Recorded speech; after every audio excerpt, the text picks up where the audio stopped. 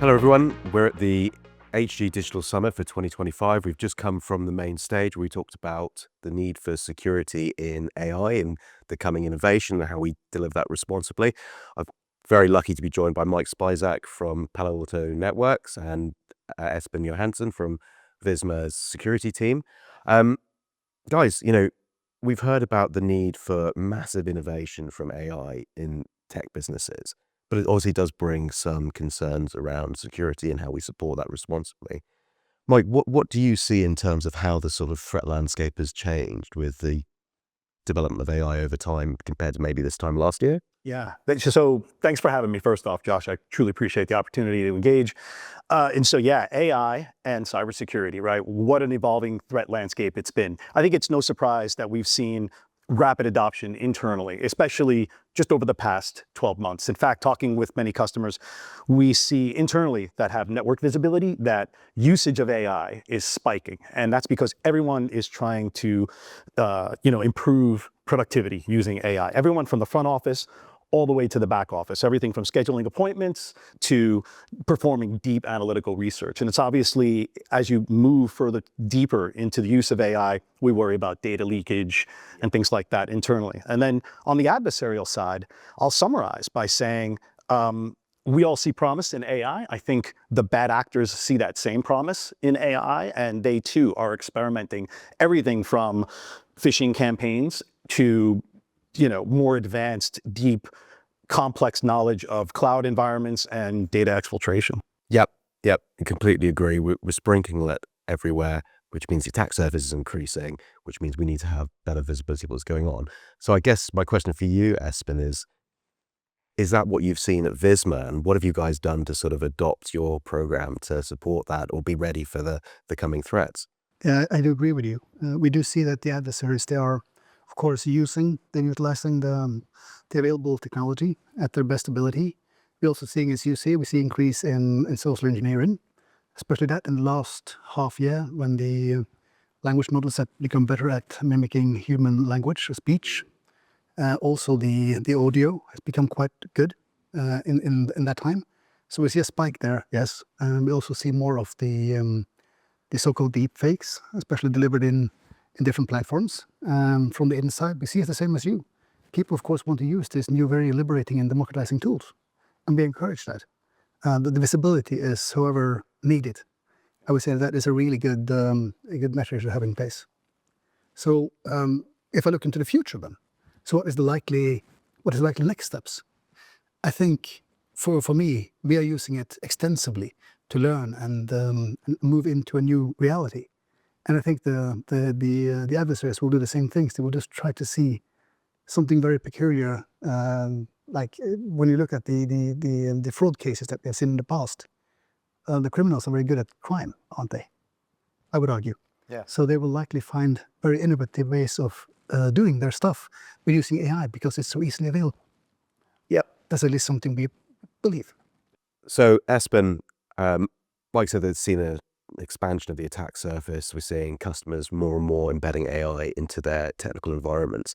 Is that something that's reflected at Visma? How have you guys adapted to be more supportive? Have you sort of gone for a sort of block first approach? Just talk me through what you guys have done in the last year.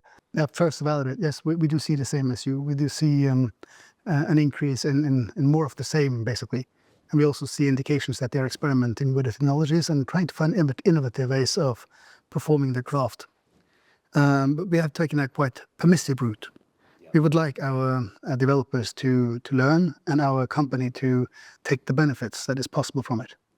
So I think by doing so, we're also preparing ourselves that our defense is better because we understand the underlying technology quite well by now.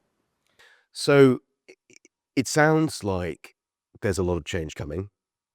We know that the attackers are upskilling themselves, and similarly in the way that developers have done so.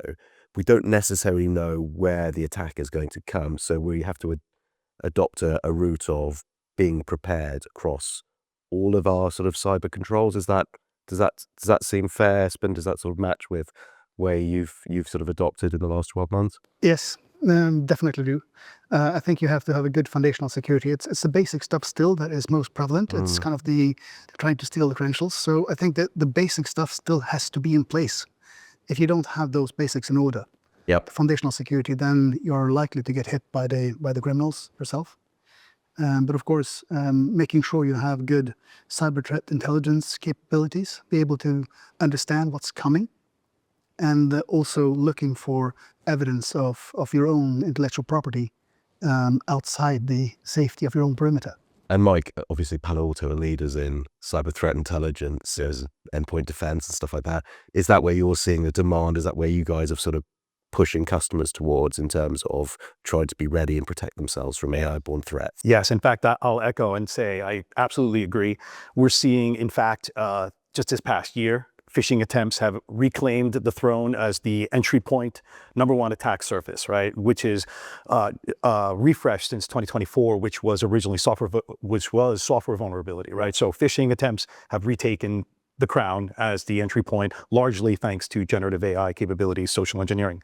The other thing we're seeing strong intelligence that suggests adversaries are tinkering with generative AI at every phase of the attack chain, everything from reconnaissance all the way through to exfiltration and what I'll just call impact.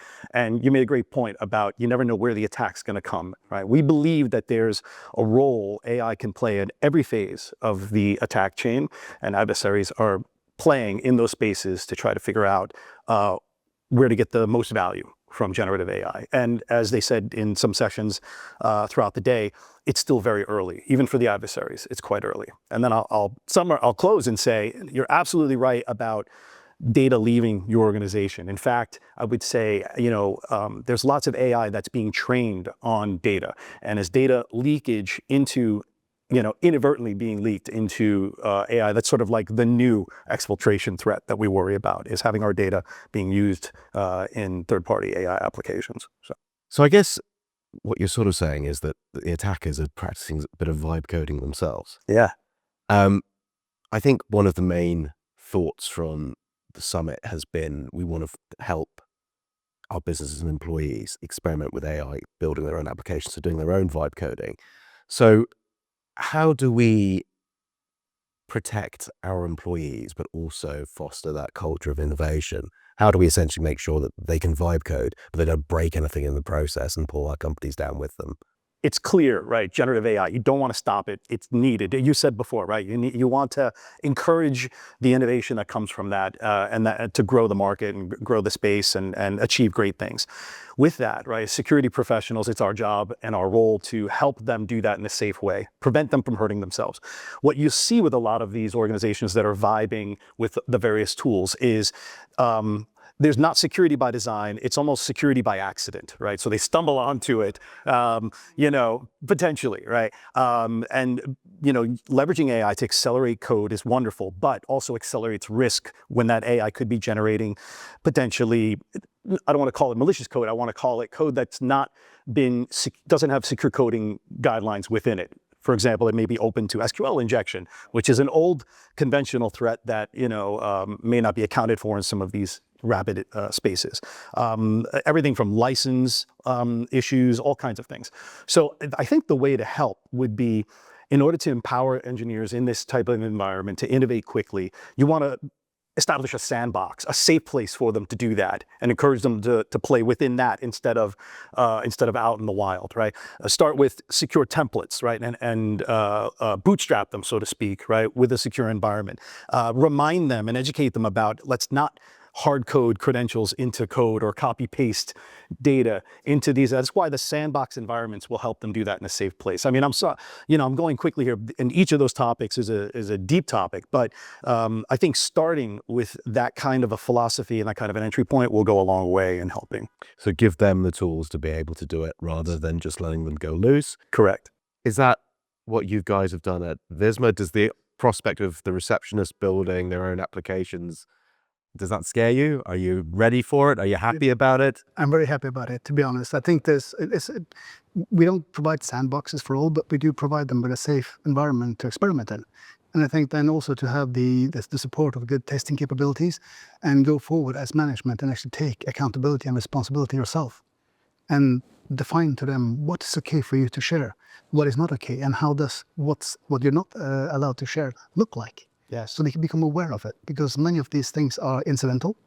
They're not kind of malicious by design, these developers. They are really good at what they do. They just want to do a good job. So help them do that. I think that is kind of the core of it. So I guess for a long time in security, we've always talked about not being a blocker and being a business leader and being to facilitate the business, but doing so securely. And always it's been that question of that two-way conversation between employees and an information security program. I guess now that's more important than it ever is. Espen, have you guys had to change your approach to facilitate employees coming to you guys and say, this is what we want to use? Is that okay? Yeah, we haven't changed our approach. Our approach has been quite permissive all the time. Right. Because some of the core designs in our security systems is that we don't rely on a cell phone being completely bulletproof, because we know it isn't. It doesn't exist, such a thing. So then having these layered defenses in place, many layers, meaning that we can allow them to experiment in a space where at least their main concern should be, are you okay with sharing your personal data? Because they're quite attentive to that one. So if we can relate the security more into their personal space, they become very aware of what is at stake.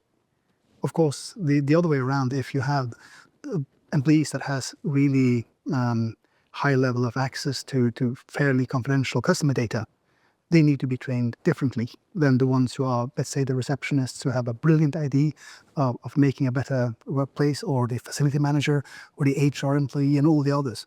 So I think this is really empowering for them. They're suddenly becoming part of that technology creation part of the company. I guess my question for you, Mike, then is, for CISOs and CTOs that haven't got the luxury of having as good a security program as they do at Visma, where should they start? What's the first thing that they should do before they go onto this embracement of AI journey? Yeah. So first of all, I will commend you and say that's absolutely the approach you want to take, is it being the encouragement. Far too long has the security organization been the office of no. And I think AI, the AI movement is a tremendous opportunity for security to get ahead and encourage the safe experimentation and innovation without slowing it down, right? So I think that's a great opportunity to get started. What I will say for CISOs who want to get started, there's a number of things you can do, but I hate to sound more governance focused, right? But it always sort of begins with a strong foundational policy, like just decide what's allowed and what's not allowed upfront, and then grow from there. So what's sanctioned AI versus unsanctioned? And to be honest, right, this is another opportunity, I think, for organizations to take a very zero trust sort of approach to things, right? So we've been talking about zero trust for over a decade. And I think AI is another great opportunity for organizations to start to think about implementing zero trust manifested through AI. For example, you can say, I want to have the right set of users use the right AI tools for the right use case with the right data, right? And that's a very, and to take that approach, that's a very, you start to think about implementing least privilege, and these types of concepts can really come to life through that. So as a CISO starting out, what's allowed, what's not allowed, what types of AI will I, or should be sanctioned, what types of AI should not be sanctioned, what types of use cases will allow, what types of use cases should be forbidden, and then more importantly, which data should be allowed to be used throughout the scenario. So you could imagine this matrix or grid, if you will, of data, users, use cases, and at the intersection, what's allowed and not allowed. I can also add a comment to that, because I think if you give a quite large task to the CISO or the security management to define everything in advance, that is a very big task, and most will not be able to do it, and that will slow down the process. Yeah. So I would rather recommend an iterative process where you, through limited experimentation, you find the use cases, and you become aware, okay, to get the maximum effect, for instance, of Replit, it needs to have API keys to some of the data. Yes. So is that okay? Then you can treat that use case on the fly. Yes. With the strong motivation to experiment responsibly, with a strong conscience, and you have the right insight into the company strategy in the backbone. So when you have all of those components in place, you can experiment much faster in many different directions than if you sit down together in a council of elders and define all the rules of what's go and what's no go. And that is at least a doable thing. in the spirit of agile, I'll just say, right, you're absolutely right, an iterative approach. So if you begin with something and then you have that, and the last, I will say that that's a great comment. And then on top of that, I would say, make sure you have that exception process in place, right, with a good governance body to capture all those people who are going to raise their hand and say, well, I have a new use case and I have a new AI tool or I have a new suggestion.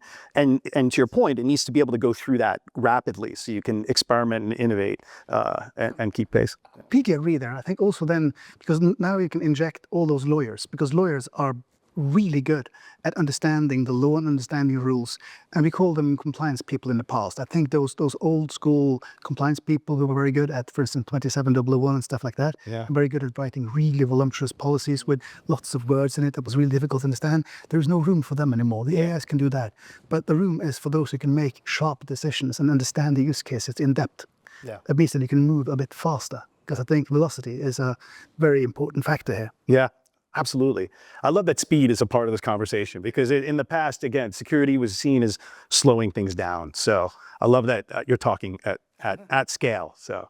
And I guess, we've articulated for a long time, when you're looking at like architecture review boards or a change advisory board, that this should be a multi-competent group of people that come together to discuss technical change in the organization. That agenda now seems to be more important than ever, because you're absolutely right. Yes. You can't expect just one group to be responsible for deciding whether or not AI should be permitted or shouldn't be permitted. You need to have lots of voices in there to help you identify those potentially unintended consequences.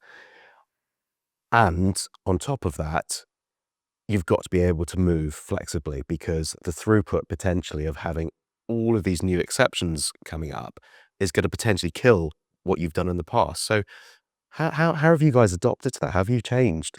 No, I think one of those central elements is to get away from the narrative where everything is decided of a council of elders. And I'm using that with intent, like a council of elders, like gray-bearded old men. You're looking at me. No. I'm the oldest here, I guess. But to get away from that concept, because in that concept you have a group of very empowered individuals, very few of them, and they group together as very wise people every month, and they have a big list of risks ahead of them, and they make decisions. Stop doing that stuff. It doesn't work. Yeah, and you have to get these people engaged into the Slack community where the decisions are being made by the developers in real time.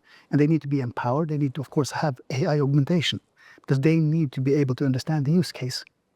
If they cannot understand what the developer is asking, then maybe you have to replace those elders with someone who actually understands it. So you have to have the agility to understand the use case. You have to deeply understand the tech to be able to make these good decisions. And then, of course, you have some guardrails in the background. So we want to achieve an AI transformation. That's a big vision, isn't it? And that comes with lots of incremental steps. Right. So you have to have a good data strategy, of course. Yep. A good security strategy for it. You have to keep it safe, somewhere that you can feel comfortable with. And then when people start using it, like the APIs have to be visible. So what kind of data are you sharing, for what purpose? And then, as you also mentioned, to have this telemetry on the outside. What suddenly leaves your safe haven, your safe perimeter, and then being able to address it. Because once it's out there, it's kind of gone. You can't kind of just hide it and mask it up, because then you have to own that story at some point. So, again, we previously talked about like the asset-oriented mindset. You can only protect what you know.